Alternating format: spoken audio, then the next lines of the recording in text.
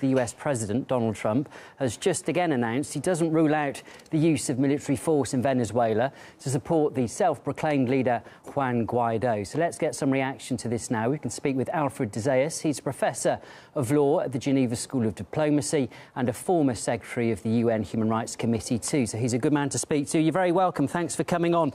What do you make of this latest announcement then from Donald Trump?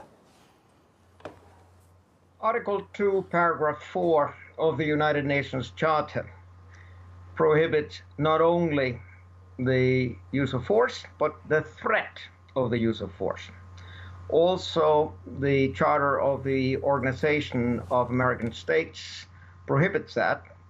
Take Chapter 4, Article 19, etc. But the law is the law, and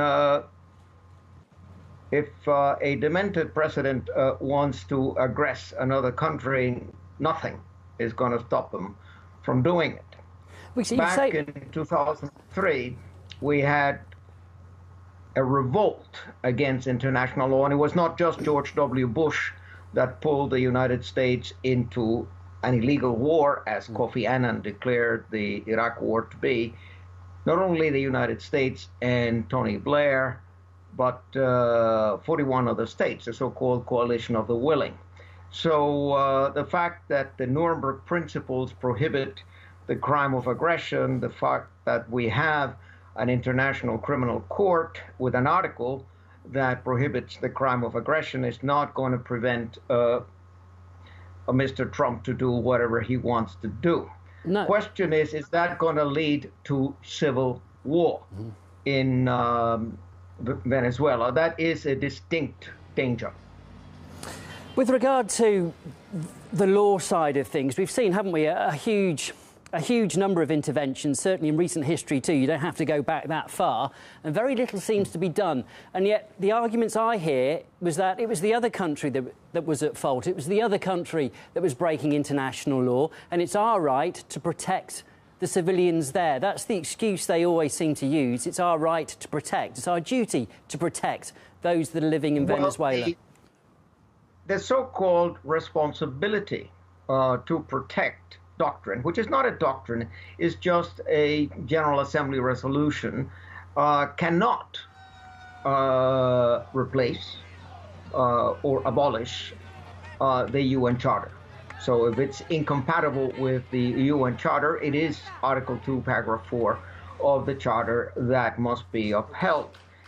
But what concerns me here is not just that the United States is breaking international law. It does regularly, systematically. There's a tradition of bullying Latin American states. We have too many right-wing coup d'etats in Latin America that have been financed and have been organized by the CIA and by Washington. So this is nothing new in that sense. What is worrisome is that the Europeans have broken international law, customary international law, in recognizing a pretender to the presidency of Venezuela. I mean, the principle of non-interference in the internal affairs of states is an old principle of international law, which is being thrown out the window.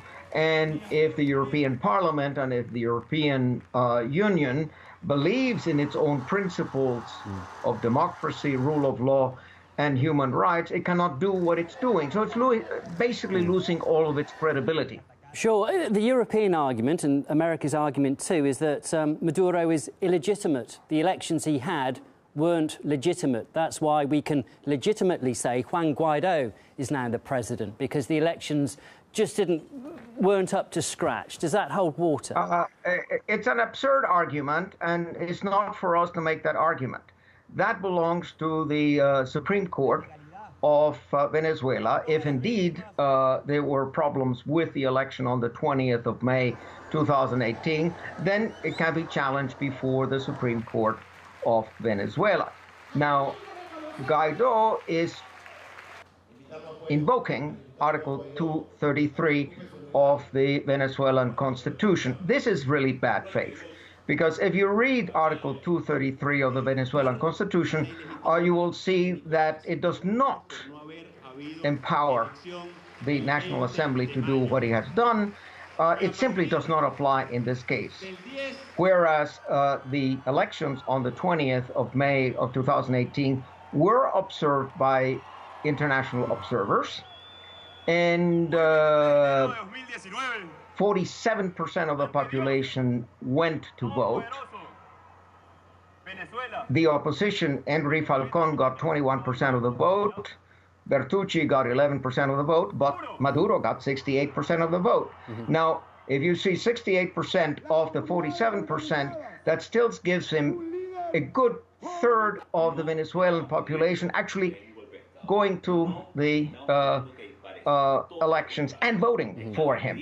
So that the problem here is that you have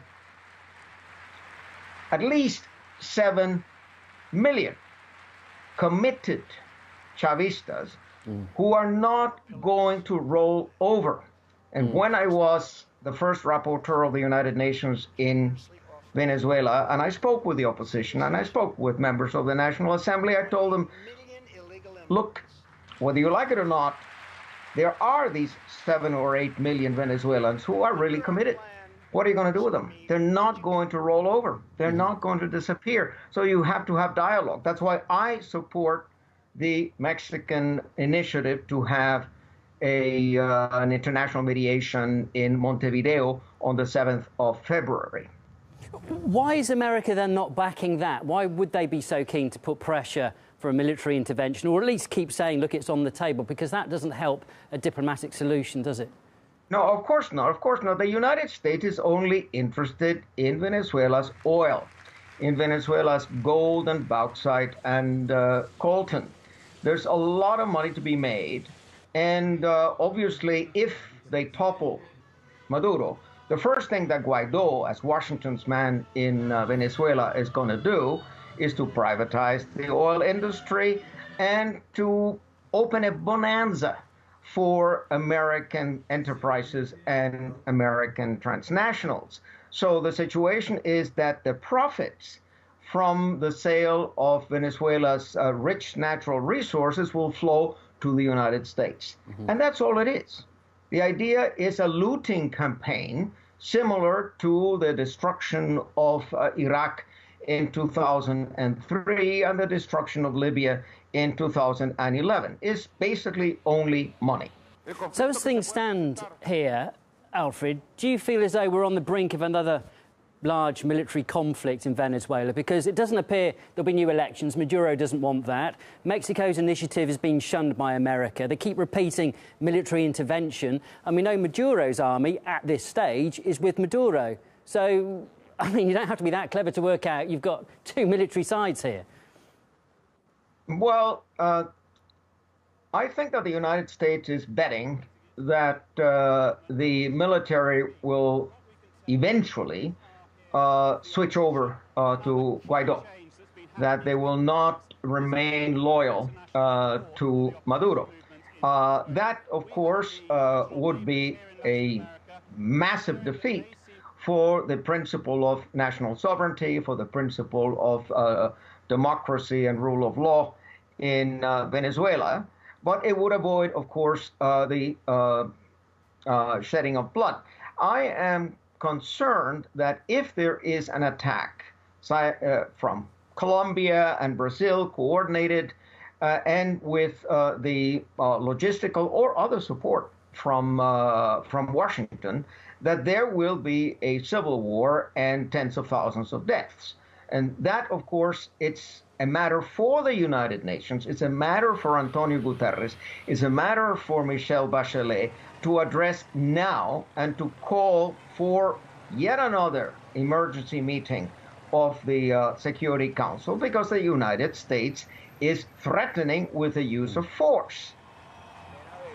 And just one last point, Alfred, we're running out of time, but there could be huge consequences for the region as a whole in terms of, if there is a civil war, there'd be a huge wave of migration, you would assume, from Venezuela, and that would have an impact on all the surrounding countries, many of which are supporting Juan Guaido as it stands. Yes, of course. it is not surprising that there has already been a wave of immigration out of Venezuela into Colombia, into Ecuador, into Brazil. But of course, you have to see what triggered that. If you asphyxiate the economy of a country like the United States has done through the economic war and through the sanctions, it is